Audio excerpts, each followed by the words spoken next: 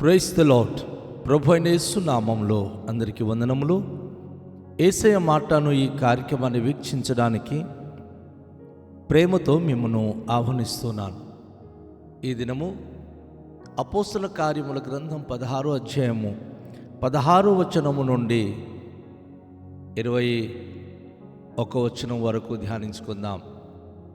మేము ప్రార్థన స్థలమునకు వెళ్ళుచుండగా పుతోను అను దెయ్యము పట్టినదై సోదె చెప్పుట చేత తన యజమానులకు బహు లాభము సంపాదించుచున్న ఒక చిన్నది మాకు ఎదురుగా వచ్చెను. ఆమె పౌలును మమ్మును వెంబడించి, ఈ మనుష్యులు సర్వోన్నతుడైన దేవుని దాసులు, వీరు మీకు రక్షణ మార్గము ప్రచురించువారై ఉన్నారని కేకలు వేసెను. ఆమె ఇలాగు అనేక దినములు చేయుచుండెను గనుక పౌలు వ్యాకులపడి దాని వైపు తిరిగి, నీవు ఈమెను వదిలిపోమ్మని యేసుక్రీస్తు నామమున ఆజ్ఞాపించుచున్నానని ఆ దెయ్యముతో చెప్పెను. వెంటనే అది ఆమెను వదిలిపోయాను. ఆమె యజమానురాలు ఆమె లాభసాధనము పోయేనని చూచి పౌలును శీలను పట్టుకొని గ్రామపు చావడిలోనికి అధికారుల యొద్దకు ఈడ్చుకొని పోయిరి. అంతటా న్యాయాధిపతుల యొద్దకు వారిని తీసుకొని వచ్చి, ఈ మనుషులు యూదులై ఉండి రోమియులైన మనము అంగీకరించుటకైనను చేయుటకైనను కూడని ఆచారములు ప్రచురించుచు మన పట్టణము గలిబిలి చేయుచున్నారని చెప్పిరి. ప్రభునందు ప్రియమైన వాళ్ళారా, ఈరోజు చాలా సమస్యాత్మకమైన ఒక సంఘటన ఈ వాక్య భాగంలో మనము గమనిస్తున్నాం. పౌలు శీలలు, నేను మునుపు చెప్పినట్టుగా ఈ ఫిలిపి పట్టణము, ఈ ప్రాంతం అంతా కూడాను ఇది రోమియుల యొక్క కంచుకోట. రోమియోలు అనేక మంది అక్కడ ఉంటున్నారు. వేరే ప్రదేశం నుంచి వచ్చిన వారు అక్కడ బానిసగా ఉండాల్సిందే తప్ప అధికారికంగా అక్కడ చేయడానికి ఎలాంటి అనుమతులు లేవు. రెండోదిగా అక్కడ యూదా మతానికి సంబంధించిన ప్రజలు ఎవరూ లేరు. ఎలాంటి సమాజ మందిరం కూడా లేదు.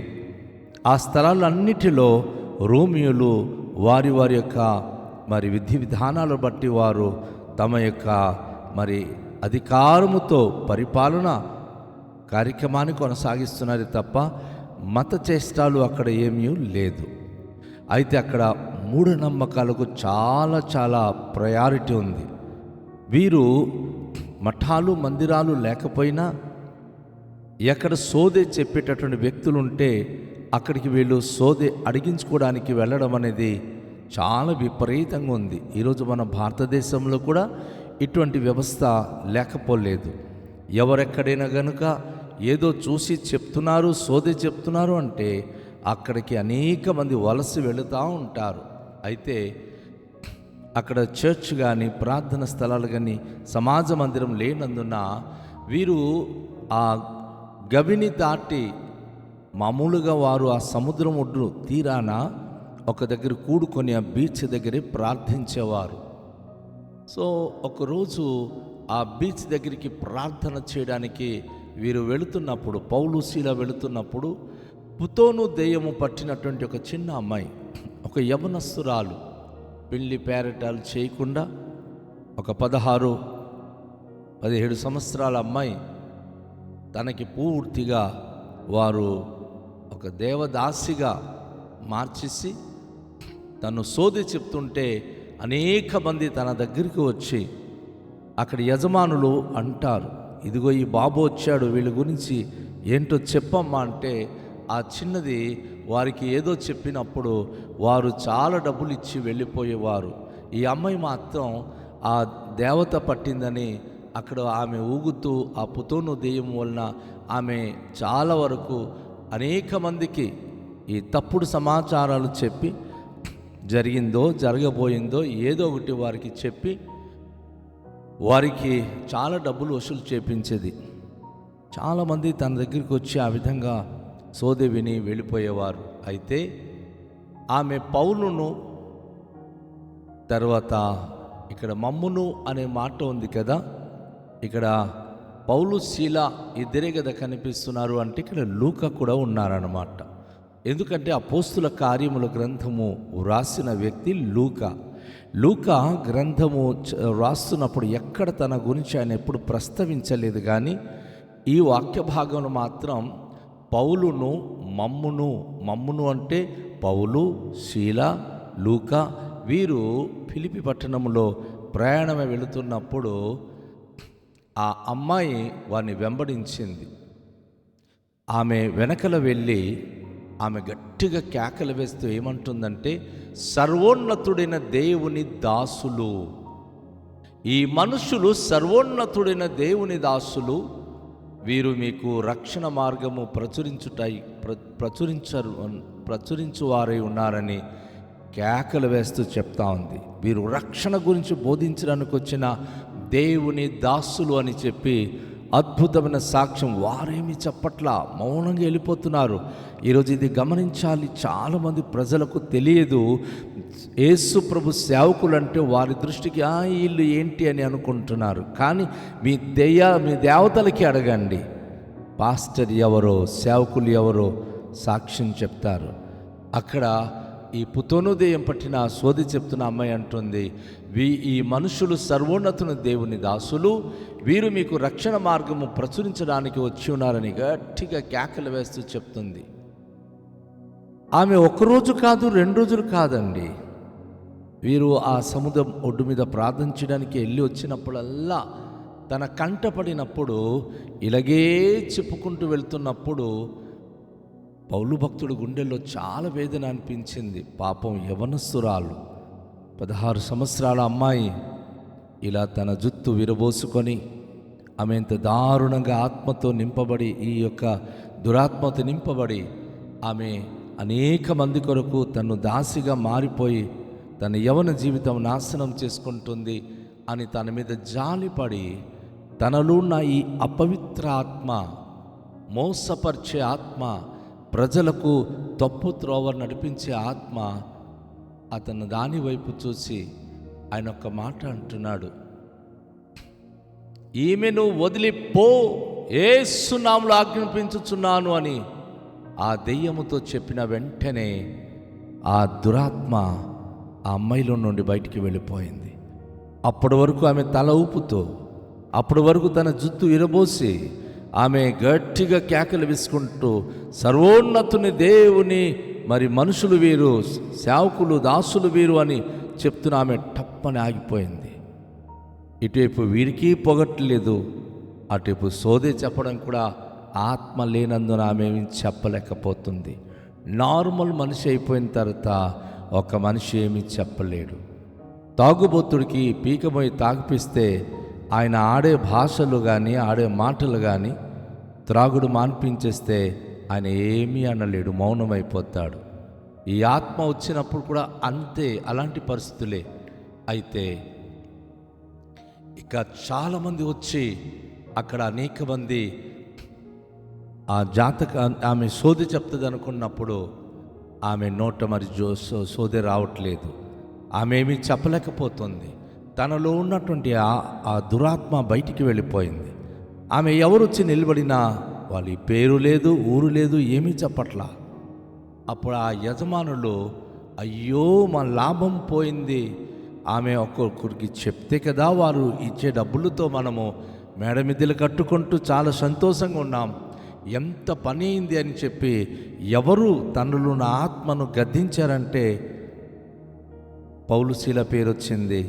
పౌలు శీల గద్దించారు అని చెప్పిన వెంటనే పౌలును శీలను పట్టుకొని ఆ గ్రామపు చావడిలోనికి, ఎక్కడైతే అందరూ సమకూడుతారో అక్కడిలోనికి అధికారుల దగ్గరికి ఈడ్చుకొని, మా దేవుణ్ణి మీరు వెళ్ళగొడతారా, మా